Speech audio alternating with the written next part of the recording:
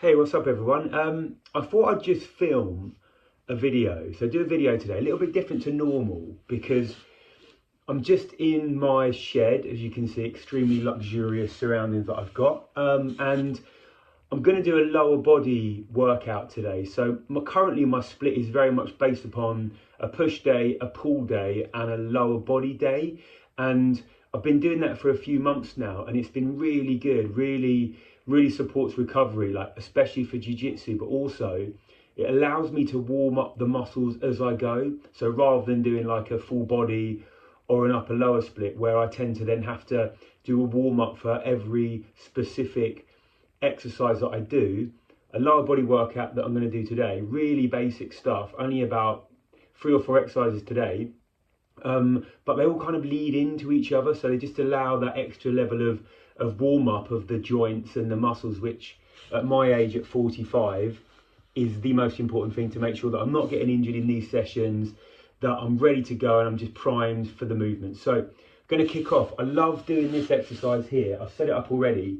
It's basically a back hyperextension movement, or back extension movement should I say. Obviously you can get the machines, but this one works really well for me. I saw it online and I use it loads. It's great for lower body health, lower body kind of endurance and strength, just to support again with the carryover to jiu-jitsu. So I'm going to do my first set on this.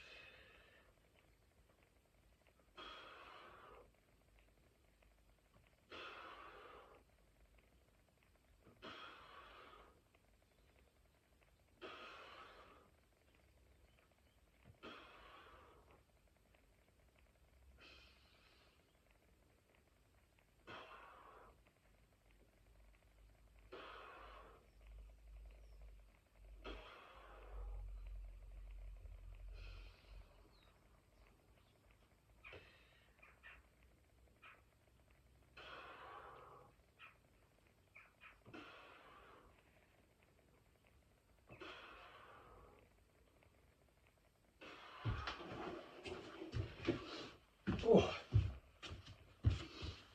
So that was 20 reps. Now I never go to failure on that exercise, only because I just like to keep quite a few reps in reserve in the tank, and I just like giving the lower back a little bit of a pump, if that makes sense. And I found it really helps to just support recovery from jiu-jitsu, as well as just when you get into your 40s and your 50s and your lower back is sometimes a little bit weak. This exercise is really good for that. Now I'll do probably 2 more sets of that, so I'll do 3 sets. And I think the biggest takeaway that I want from this video today is just to talk about progressive overload, because I think there's a lot of talk around this notion, this concept of progressive overload. And something that I saw, which I use now, is 3 sets of every exercise, but I always give myself a little rep range. So it could be, and it tends to be, between the 8 to 12 rep range. Now what I tend to do is every single workout is the same exercises, because it allows me to then know that I'm making progress on those really basic, simple movements. So for example, I'm going to be doing some dumbbell squats later. Last week, I think last session, I did 3 sets of 8. None of those were failure sets at all. There was a few reps in reserve. Today's session on the same movement will be 9 reps for the first set, then 8, then 8. And then the next workout that I do, a lower body, it will be 9, 9, 8. Then it will be 9, 9, 9. And then it will be 10, 9, 9. And you can see where I'm going with this. When every single set is at 12 repetitions, that's when I increase the weight by just a little fraction.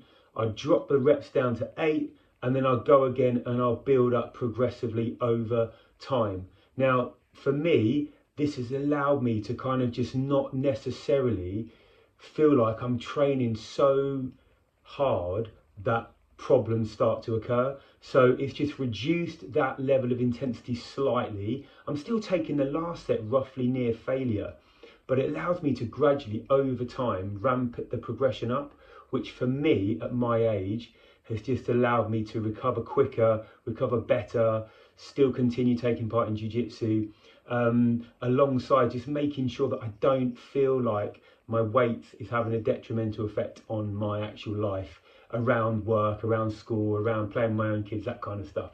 So I'm going to do 2 more sets of that, and then I'm going to come back for the dumbbell squats. Like I said, 3 sets, 15 to 20, just like to get a bit of a lower body pump. Now I'm going to do my leg movements, like my main squat pattern movement, and I just do dumbbell squats. I don't really use the barbell anymore for like, I used to do like Zercher squats and back squats, but I just found that I just felt a little bit beat up, my joints, that kind of thing. So I do this movement now, and it just supports stuff outside of the gym, which is ultimately what I want. So I'm gonna do a warm-up set. I've got 15 kilograms in each dumbbell, for each dumbbell. So I'll do the set, and then I'll show you what weight I'm gonna go up to.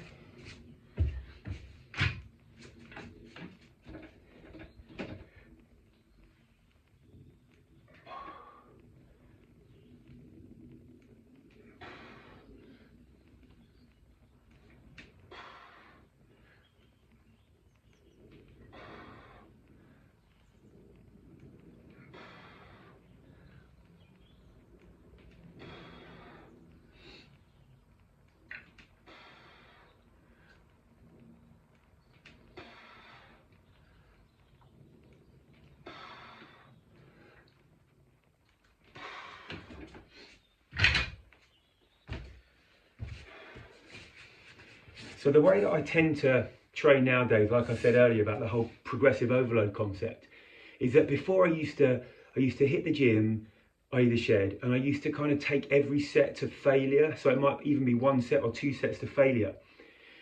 But what I realised quite soon after is I couldn't recover quick enough. So I just felt a little bit achy, my joints didn't feel great. And then when I went to jiu-jitsu, I just felt a little bit kind of just fatigued, just too tired, just a bit drained. And then obviously I soon realised it is because I'm just putting too much intensity into my sets. So it could be that one day I was hitting 12 reps and that was to failure. Then the next time I train the same movement, I'd still be getting like 10, 11, and it just wasn't necessarily working for me in terms of how much progress I wanted to make. So this approach allows me to just gradually ramp up the intensity over time, which for me just feels better and it doesn't wipe me out. And I've just noticed some really good results, not just necessarily like aesthetic results, but just how I feel. And for me at 45, feeling better, feeling good is probably more important than actually looking good. So that really, really helps me, and it's the reason why I do it. So just gradually ramping up that intensity over a longer period of time, I've just found allows me to continually make progress rather than just peak and then burn out again, and so on. So that's kind of how I do it at the moment. So I'm going to do my first working set in a minute. I'm going to do one more warm-up set with a little bit heavier weight, and then I'll come back for the working set. Also with this like reps and set scheme that I do at the moment, you've also got to take into account the fact that progress takes time. Like things don't happen overnight, and if you want to make progress, and for me, I'm like talking to myself here as well, is that you've got to just gradually add a little bit more weight, gradually add another rep. That's progress, isn't it? It doesn't have to be a huge jump in weight or a huge jump in reps. And over time, your body's going to adapt more, which I feel is vital at my age, at 45, just to deal with that improvement. And so I know mentally that I'm still improving, but not at the jump that's going to cause me any problems. So I'm using 25 kilogram dumbbells in each hand here. And you may have noticed I like to raise my heels up slightly just on the back of the bench. So I put my heels up a little bit.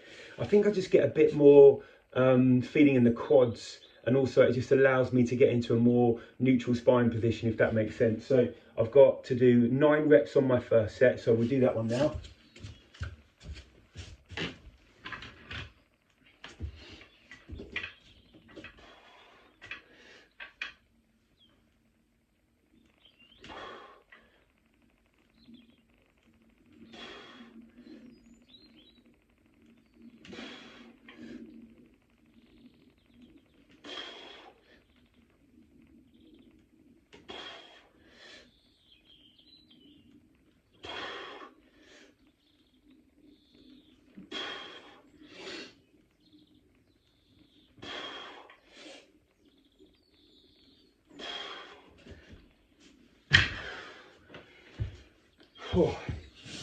So, out of breath a little bit. So 9 reps.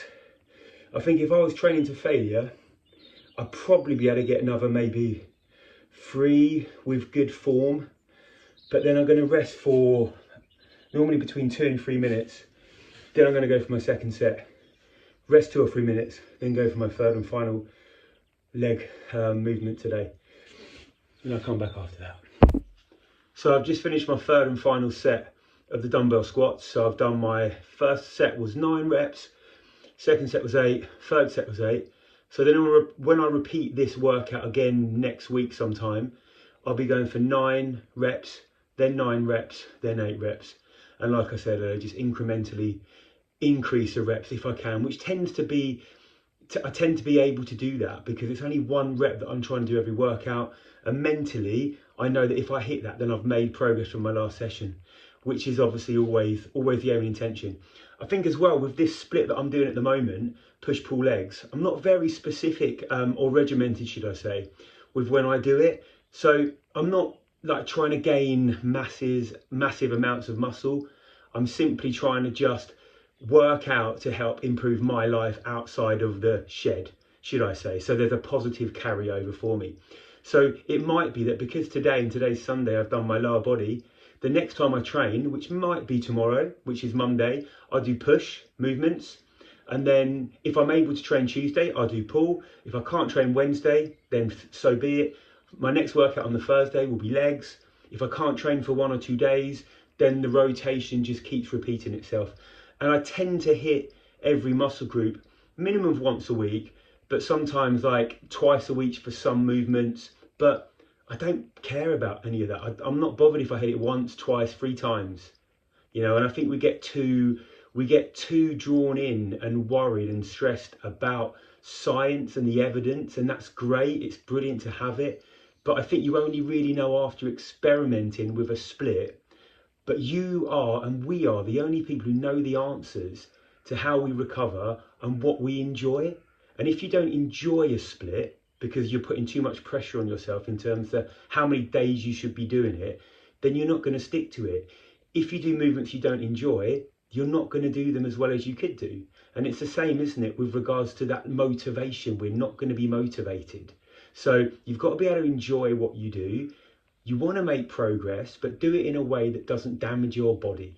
Anyway, I hope you've enjoyed it. I hope you've taken something away from it.